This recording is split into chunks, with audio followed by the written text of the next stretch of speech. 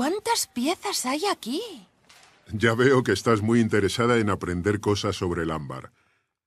¿Sabías que el ámbar que conocemos procede de muchos lugares del mundo?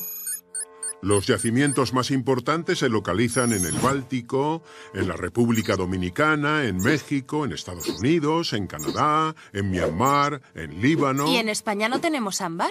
Por supuesto que sí. Tenemos yacimientos muy importantes. Uno de ellos se ha descubierto recientemente y está en Cantabria, cerca de la Cueva del Soplao. Aquí se han encontrado piezas de gran tamaño. Fíjate en esta. ¡Es verdad! Además, estoy viendo que tiene 110 millones de años. ¡Cuánto tiempo! ¿Cómo sería España en esa época?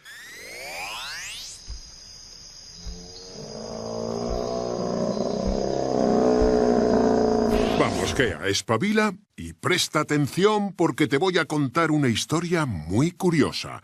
Pero antes de nada, quiero saber más sobre este mineral. No te impacientes, Gea.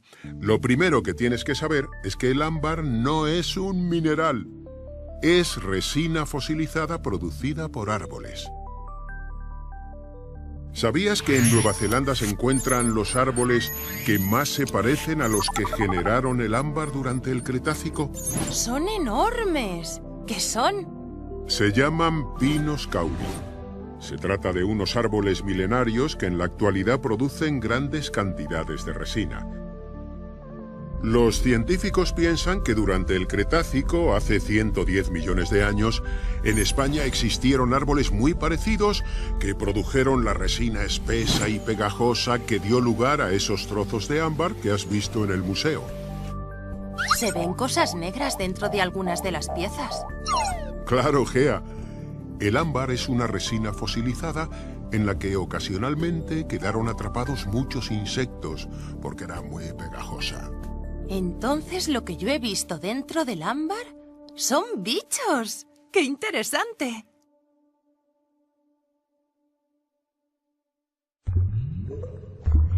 El proceso de fosilización. Te voy a explicar el proceso de fosilización que dio lugar a la formación del ámbar. Para comprender este proceso, deberás tener en cuenta dos cosas. La naturaleza de la resina, es decir, su composición y sus propiedades físicas, y el tiempo geológico, que se mide en millones de años. De acuerdo. Empecemos. Lo primero que tienes que saber es que algunos árboles producen resina para taponar sus heridas, como por ejemplo la rotura de una rama, golpes en el tronco, agujeros producidos por animales o raíces que quedan al descubierto. Así evitan infecciones y favorecen la cicatrización. Esta resina sale al exterior y actúa como una trampa pegajosa que atrapa insectos, arañas... ¡Ah! ¿Pero las arañas no son insectos? No, Gea. Las arañas tienen 8 patas y los insectos tienen 6.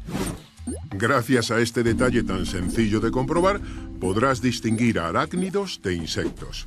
La próxima vez que me encuentre un bicho le contaré las patas. Así no te equivocarás. Como te iba diciendo, en el ámbar también aparecen trozos de plantas, pelos y plumas.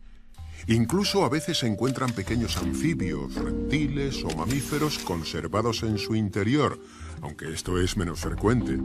¿Quieres decir que a veces hay vertebrados dentro del ámbar? ¿Y eso cómo puede ser? Te voy a poner un ejemplo. En el ámbar de la República Dominicana ha aparecido una pequeña rana tropical. Los científicos piensan que saltó y cayó sobre una masa de resina. También se han encontrado reptiles muy bien conservados. Creía que en el interior del ámbar solo se podían encontrar bichos diminutos. Pues ya ves que no siempre es así.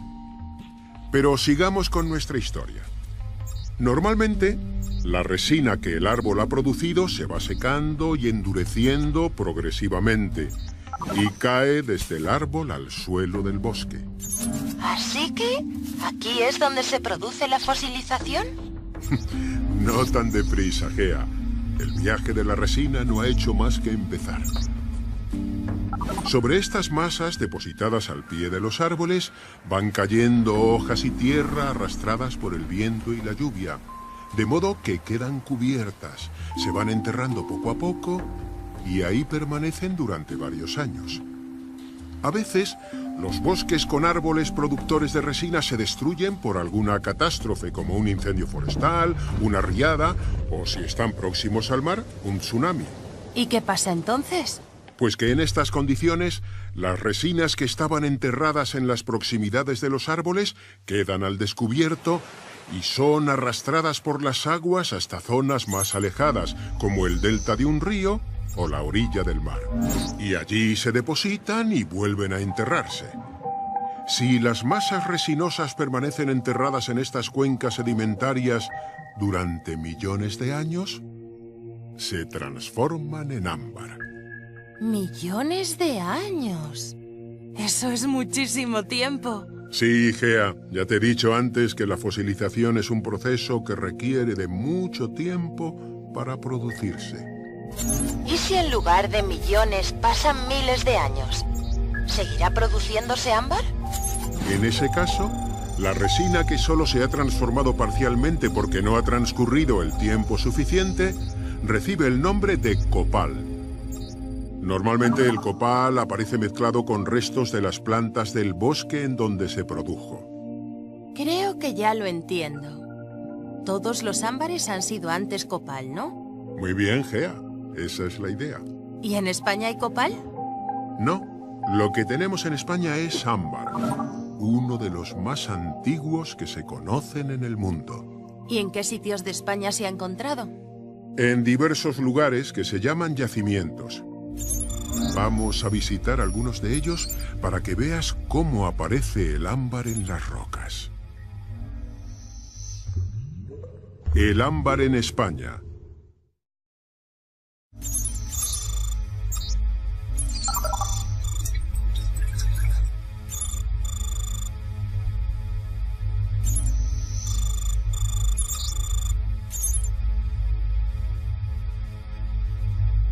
Estamos en Sant Just, en la provincia de Teruel, donde hay un yacimiento de ámbar muy importante en una zona de minería del carbón. Por eso las rocas son de color negro. Claro, Gea. Ya sabes que el carbón se ha utilizado en centrales térmicas para producir electricidad por combustión. Actualmente se tiende al empleo de energías renovables no contaminantes, como la eólica. Si te fijas, desde el yacimiento de ámbar de Sant Just, tienes una panorámica de estos dos recursos para obtener energía, ya sea del carbón o del viento. Me parece increíble que gracias a este trozo de carbón se pueda iluminar una bombilla. Me lo voy a llevar para mi colección. Lo puedes coger porque no hay ninguna razón que impida que te lleves un trozo de roca.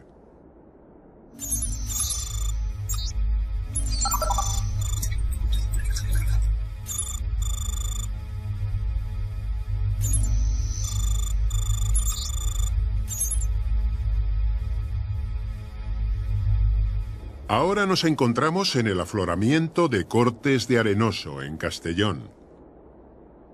¿Aquí hay una cueva? No, Gea.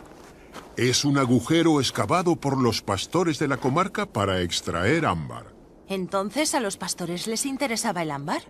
Sí, pero no desde el punto de vista científico, sino para quemarlo en sus hogueras a modo de incienso.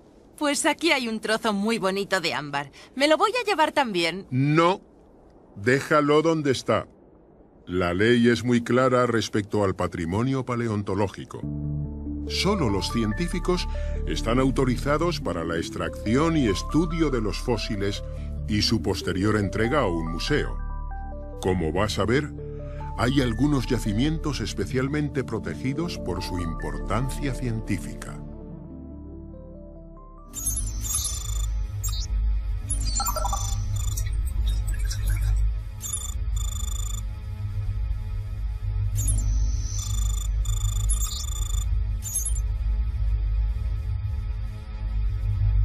Estoy en Peñacerrada con los paleontólogos que estudian este yacimiento.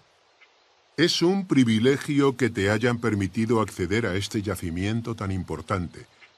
Ya has visto que está protegido por una valla, y eso se debe a que es un BIC, es decir, un bien de interés cultural.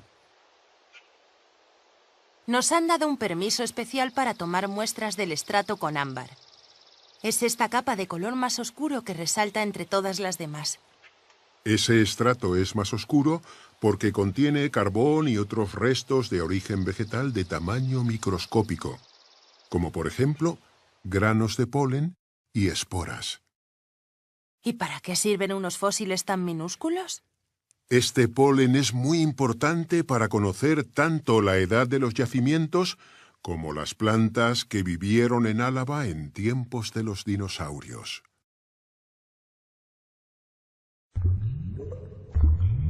Una sustancia atractiva. ¿Y para qué sirve el ámbar? El ámbar se ha utilizado desde la antigüedad para elaborar adornos, joyas y amuletos.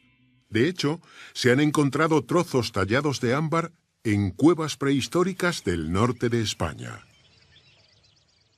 ¿Y por qué gustaba tanto el ámbar para hacer adornos? Por sus propiedades físicas. Fíjate que el ámbar es muy ligero, blando y semitransparente, con colores muy llamativos. Y además posee una propiedad muy sorprendente. Gea, frota el trozo que tienes y acércalo a esos trocitos de papel. ¿Qué ocurre? ¡Atrae los papelitos! Parece magia. Este efecto se debe a la electricidad estática, pues se ha cargado de electrones al frotarlo. De hecho, el término electricidad procede de la palabra que usaban los griegos para designar el ámbar, electrón. Las civilizaciones de la antigüedad también creían ver propiedades mágicas en el ámbar, y por ello era la sustancia preferida para hacer amuletos. No faltan personas que todavía creen en propiedades mágicas de los minerales, propiedades que evidentemente no existen. ¿Entonces en la antigüedad no pensaban que el ámbar es una resina fosilizada? No, creían que eran lágrimas de personajes mitológicos u orina de lince. Para los romanos, el ámbar era una sustancia muy valiosa. En la tumba de un niño romano de Albacete se encontró esta preciosa muñeca realizada en ámbar. No sabía que los niños romanos jugaban con muñecas, y menos hechas con ámbar. Pero el ámbar es algo más. Su estudio científico proporciona una información muy valiosa sobre la vida del pasado y sobre el proceso de la evolución. El primer paso es realizar excavaciones. Vamos a verlo sobre el terreno.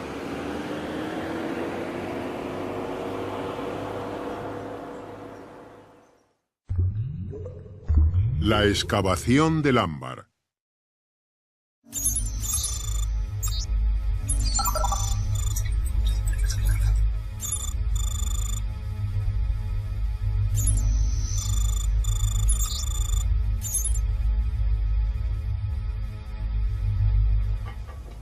Estoy en la excavación del yacimiento de El Soplao.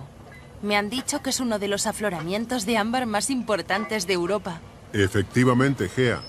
Aquí el ámbar se extrae con métodos especiales para que no se deteriore. Se usan chorros de agua a presión para desmantelar los sedimentos, que después se tamizan para poder recuperar hasta los pedazos más pequeños. El agua ha dejado al descubierto un trozo enorme de ámbar. Pero, ¿si es de color azul?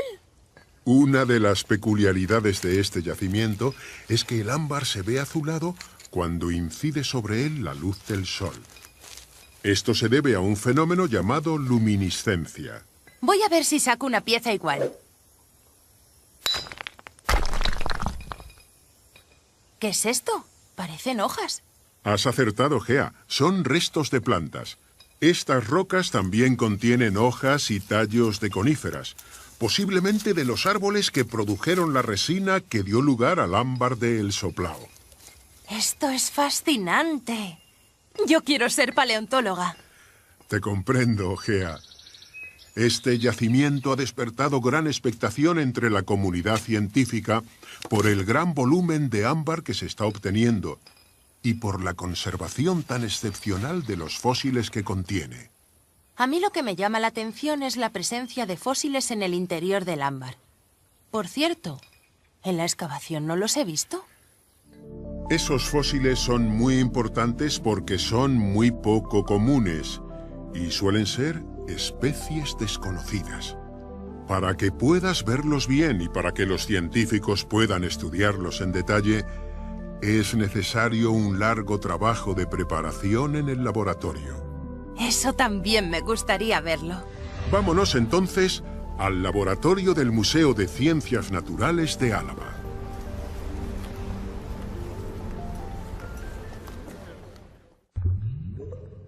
La investigación. En este laboratorio se realiza una investigación similar a la que tiene lugar en el Instituto Geológico y Minero de España. Lo primero que se hace es observar los trozos de ámbar con potentes lupas de aumento para encontrar posibles artrópodos. Esta tarea no es sencilla, ya que el ámbar es algo oscuro y normalmente hay que trocearlo para asegurarse de que todo se ha mirado bien. Los fósiles encontrados son muy pequeños y es importante ir rebajando el trozo de ámbar en el que están. Así quedan aislados para que sean mucho más visibles. El siguiente proceso es incluirlos en una resina sintética, en condiciones de vacío para evitar la formación de burbujas.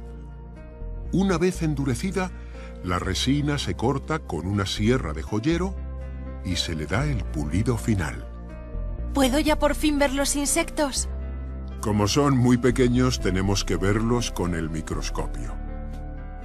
Vas a ver cómo conservan todos los detalles que permiten a los científicos determinar a qué grupo pertenecen los especímenes y describirlos en muchos casos como especies nuevas. ¿Especímenes? Me refiero a insectos y arañas, lo que se conoce en zoología como artrópodos, y también algunas plumas y restos vegetales. Te voy a explicar con más detalle qué tipo de artrópodos son más frecuentes en el ámbar del Cretácico de España. Por cierto, Gea, ¿sabes qué quiere decir la palabra artrópodo? Pues no tengo ni idea. Literalmente significa pie articulado. Si te fijas en la pata de un insecto o de un cangrejo, verás que está formada por varios segmentos o artejos, y que entre ellos existe una articulación que les permite mucha movilidad. En la actualidad, los artrópodos son uno de los grupos de organismos más diversos y numerosos, e incluyen animales muy conocidos por todos. Por ejemplo, las mariposas, las gambas, las escolopendras, los escorpiones, las tarántulas, los cangrejos, los saltamontes, las moscas, las chinches, las avispas y las abejas. Otros artrópodos muy conocidos que se extinguieron hace 250 millones de años son los trilobites. ¿También son artrópodos las cucarachas? Uf. Sí, Gea. Son insectos de uno de los grupos más antiguos que se conocen, y se han encontrado muchas de ellas en rocas del Carbonífero y también en ámbar del Cretácico. ¿Y cuáles son los artrópodos más abundantes? La mayoría de los especímenes corresponde a los dípteros, que son las moscas y los mosquitos.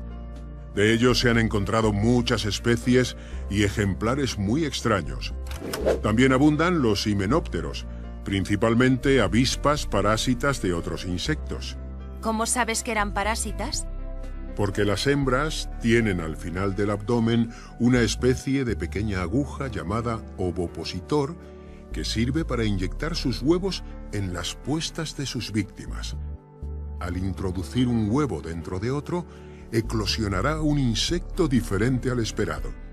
Es como si de un huevo de gallina naciera un gorrión. ¿Te imaginas? ¡Qué curioso! ¿Y qué otros artrópodos podemos encontrar en el ámbar del Cretácico? Vayamos por partes. Los artrópodos se dividen en varios grupos y muchos de ellos están representados en el ámbar de España. De los insectos se han encontrado moscas y mosquitos, avispas, cucarachas, escarabajos, pulgones y saltamontes. De los arácnidos se han encontrado abundantes ácaros e interesantes arañas. ¿Las arañas del Cretácico también hacían telas?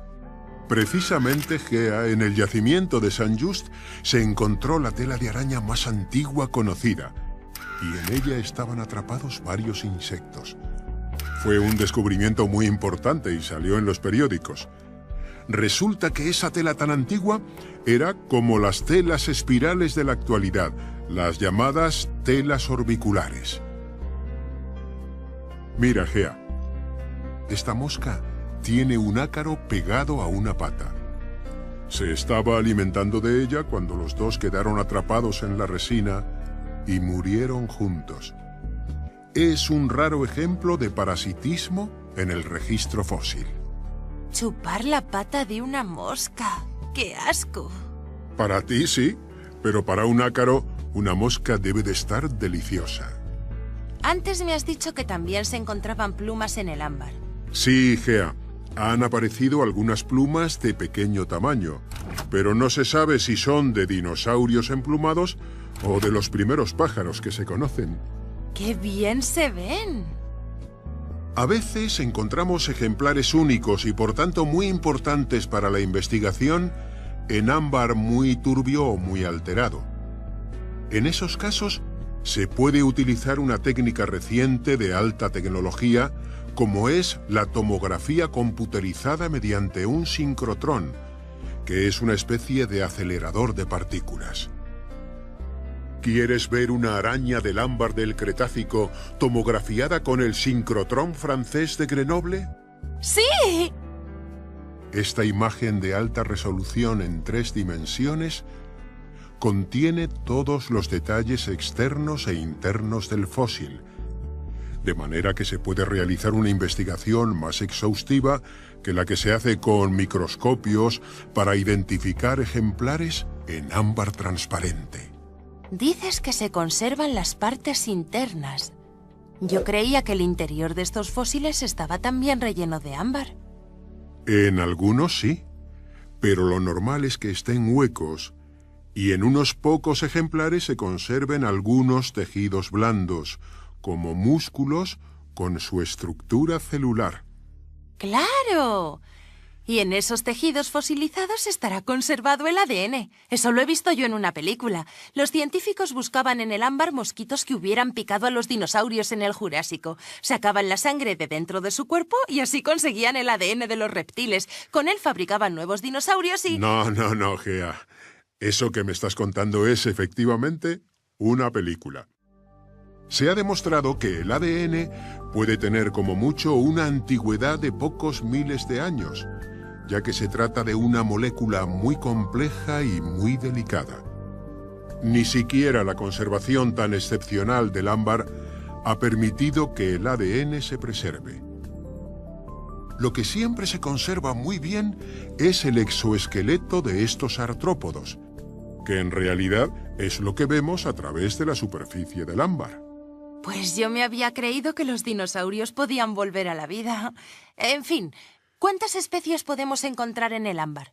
Muchas, ya que en los ecosistemas terrestres del Cretácico, los insectos eran el grupo dominante.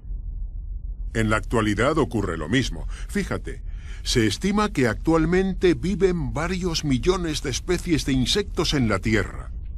La variedad de formas de vida que existe es lo que se llama biodiversidad. En algunos ecosistemas conviven muchísimas especies y se denominan puntos calientes de biodiversidad, como las selvas tropicales. ¿Los insectos que se encuentran en el ámbar existen en la actualidad? No. Todos ellos se extinguieron hace millones de años. Así que estos insectos pertenecen a especies desconocidas. Muchos de los presentes en el ámbar español son los más antiguos conocidos de su grupo, y por ese motivo son fósiles muy valiosos para desentrañar su origen. En definitiva, Gea, son muy importantes para conocer más acerca del sorprendente proceso de la evolución de la vida en la Tierra. Síntesis final. Los científicos no solo se limitan a recoger trozos de ámbar, sino que realizan un estudio detallado de los yacimientos, es decir, de las características de los estratos, de cómo aparecen las masas de ámbar y de los fósiles asociados. La investigación paleontológica permite a estos científicos reconstruir las condiciones de los ecosistemas que existieron en el pasado, las interacciones entre los organismos que los habitaron y sus relaciones de parentesco. La información obtenida es importante aunque no tenga una aplicación práctica inmediata, pues supone un gran avance en el conocimiento del pasado del planeta. En la actualidad, en el Instituto Geológico y Minero de España se desarrollan diversos proyectos para la investigación de los yacimientos españoles de ámbar. He aprendido que los yacimientos paleontológicos se deben proteger y que existen leyes que regulan la extracción de fósiles. También me he dado cuenta de lo importantes que son los museos como instituciones que conservan nuestro patrimonio natural. Después de mi experiencia en las excavaciones, sé que todos los datos obtenidos son importantes y se complementan entre sí. Son las piezas de un puzzle que los científicos van reconstruyendo a medida que progresa su investigación. No podemos olvidar que la historia que quieren contar ocurrió hace muchos millones de años.